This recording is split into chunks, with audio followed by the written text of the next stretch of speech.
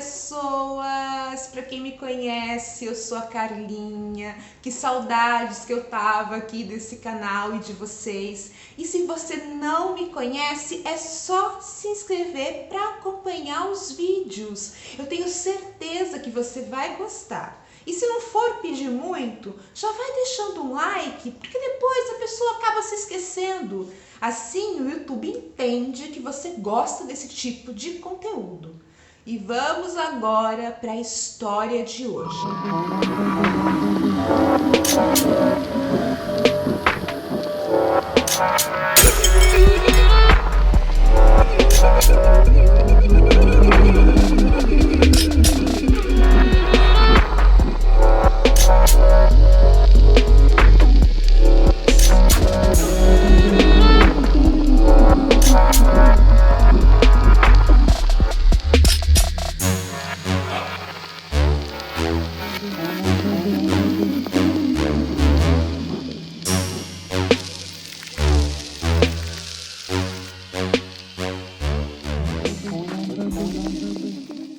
Como vocês já devem ter visto no título e também aí na abertura, nós vamos falar de um hotel muito famoso aqui no litoral paulista, o Hotel La Plage.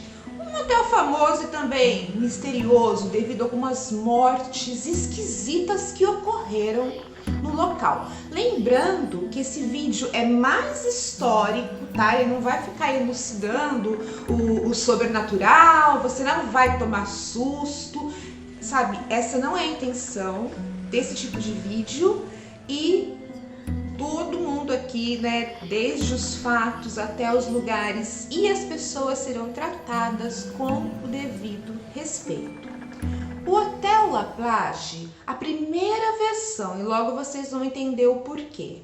Ela foi construída na praia de Pitangueiras, no balneário de Santo Amaro, em 1893. Eles tiveram a ideia de construir um hotel aos moldes do faroeste americano. Então, o prédio, os chalés, que eram as casinhas que rodeavam o hotel, a estação de trem que tinha na frente do hotel, tudo lembrava essa coisa do faroeste americano e era feito de madeira. O intuito era trazer a burguesia tanto de Santos como da metrópole São Paulo e também do interior. Como eu comentei, o hotel era todo feito de madeira e 4 anos somente depois da sua inauguração ele pegou fogo e não sobrou nada. Então, na sua segunda fase, eles decidiram construir um prédio de 2 andares com estilo europeu, feito com pedra e alvenaria. Pelo menos se ocorresse algum acidente, ele não queimaria, por exemplo, completamente, né? Era um hotel muito chique, como eu já disse, né? Ele era feito para a burguesia. Então tinha igreja, cassino, a própria estação, né? O trem parava ali na frente do hotel e também tinham cabines, mais ou menos aos moldes daquelas cabines que tem em praias americanas. Eu vou colocar uma foto aí para vocês entenderem. Essas cabines ficavam na frente da estação, porque as pessoas no hotel e quando chegavam até o hotel, os homens vinham engravatados, né? Paletó, gravata, chapéu, segundo a moda da época, e as mulheres também com o seu chapéu, vestido longo, e só nessas cabines que eles se trocavam para curtir a praia, e eles usavam um maiô de lã assim bem longo, principalmente as mulheres até o joelho, né? Bem fechado, porque era o máximo que se podia mostrar de pele na época.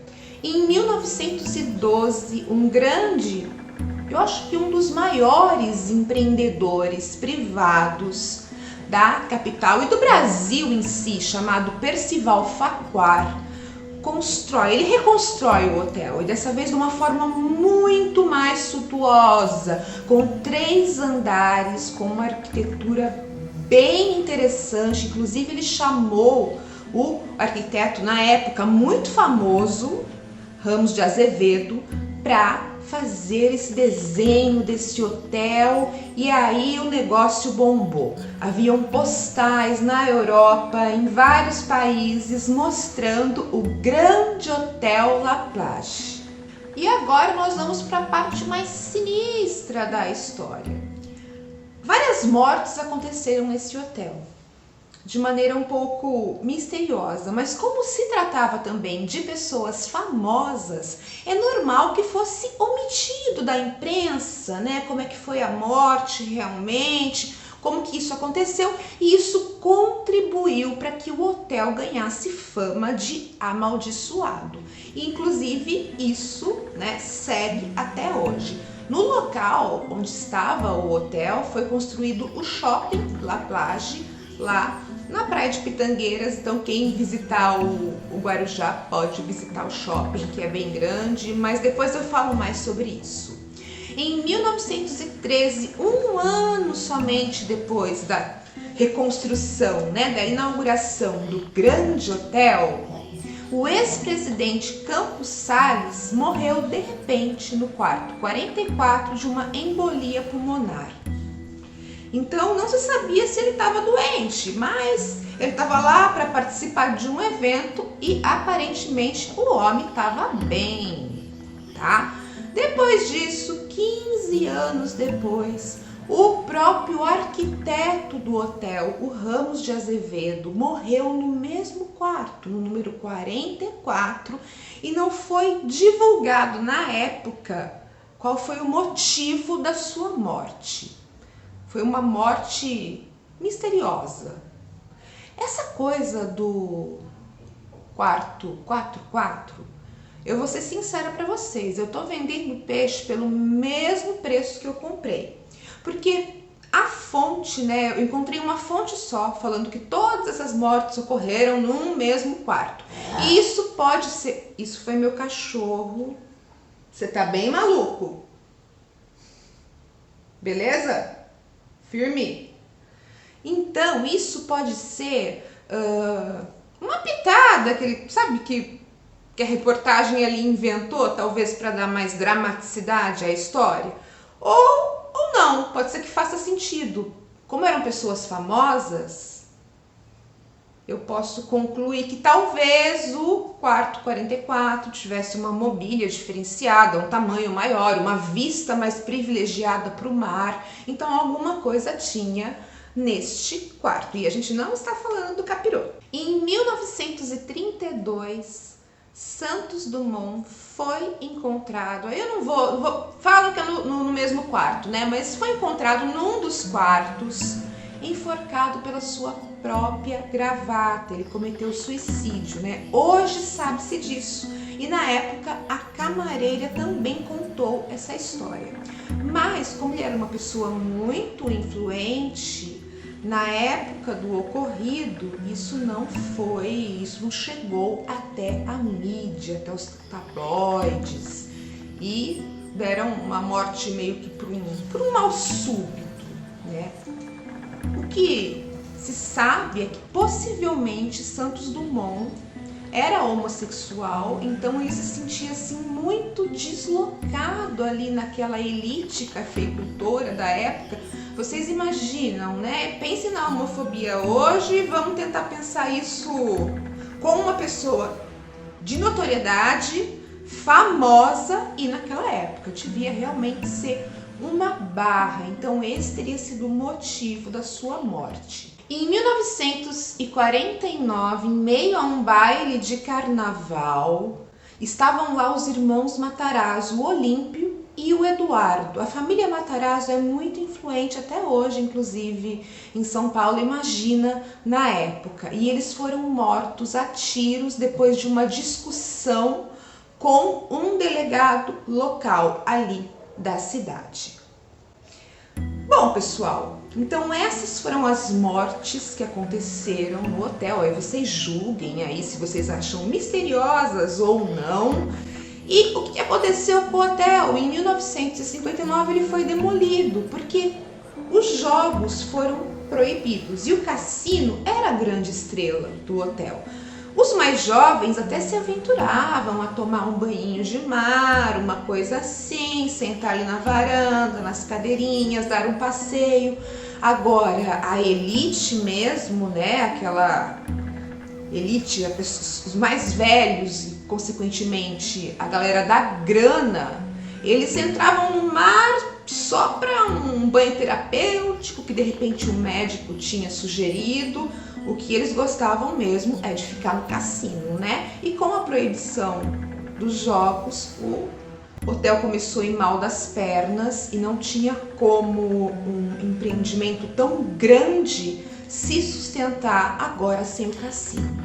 Então ele é demolido nessa data. Até hoje, alguns funcionários, né, vigias, o pessoal que cuida do shopping à noite reclama, né? Vários deles já observaram aparições, vultos, barulho de música em torno ali de 3 e 4 horas da manhã, que sempre termina em tiros.